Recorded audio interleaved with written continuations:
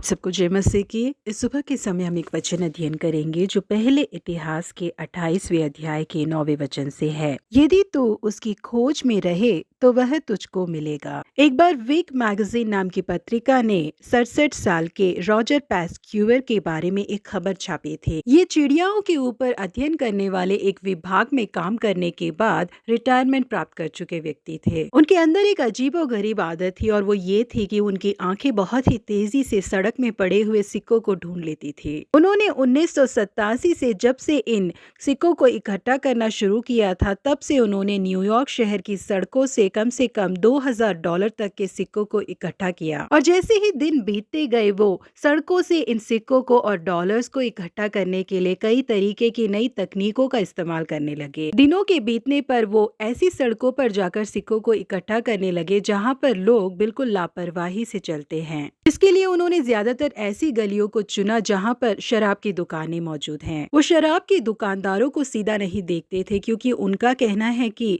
दूसरों को देखने से ज्यादा मेरे लिए जरूरी है नीचे गिरे हुए सिक्कों को ढूंढना। क्योंकि वो पक्षियों को बेहतरीन तरीके से जानते थे, इसीलिए पक्षी अपने भोजन को ढूंढने के लिए जिस युक्ति का इस्तेमाल करते थे, उन्होंने भी उसी युक्ति का इस्तेमाल किया। पक्षी अपने चारे का आकार देखकर ही पता लगा लेता है कि उसका भोजन वहां मौजूद है। बिल्कुल उसी तरीके से वो भी एक सिक्के के आकार को और उसके नीचे गिरने की आवाज को रखकर वो कहाँ मौजूद है करके पता लगा लेते थे। अपने इस तरीके का इस्तेमाल करके सिक्कों को ढूंढने के अलावा 2007 में जब आईफोन बिकने शुरू हुए, इनकी तो किस्मत ही चमक उठी थी। आईफोन्स के आने के बाद पैस्क्यूअर एक साल में जितने सिक्कों को इकट्ठा करते थे, अब वो 2 गुना हो चुका था। जिसका कारण था कि लोग अपने आईफोन पर व्हाट्सएप, ईमेल, ट्विटर, इंस्टाग्राम पर इतना ज्यादा व्यस्त थे कि उनके जेब से कितने सिक्के नीचे गिर रहे हैं करके उन्हें पता ही नहीं चला। और न केवल इतना, बल्कि जो सिक्के सड़क पर गिरे हुए थे उसे झुककर उठाने के लिए भी कोई तैयार नहीं था। यही कारण था कि पैस्क्यूअर और अधिक सिक्कों को जमा करते ही जा रहे थे। जी हाँ प्रिय परमेश्वर के लोगों, हम भी अपने परमेश्वर को ढूंढने में बिल्कुल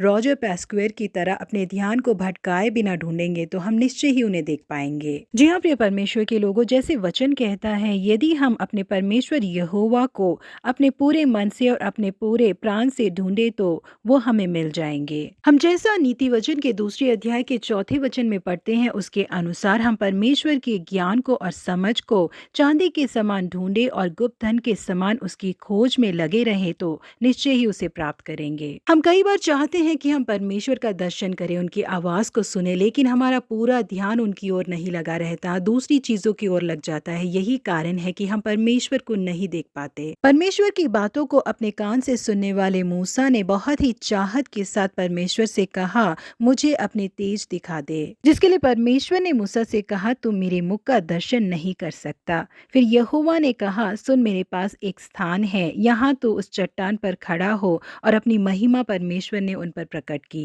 यहाँ प्रिय परमेश्वर के लोगों, परमेश्वर को ढूंढने के समय में चाहत के साथ और उम्मीद के साथ परमेश्वर को ढूंढे, निश्चय ही हम उन्हें पाएंगे। प्रभु आप सबों को आशीषित करे। Have a blessed weekend.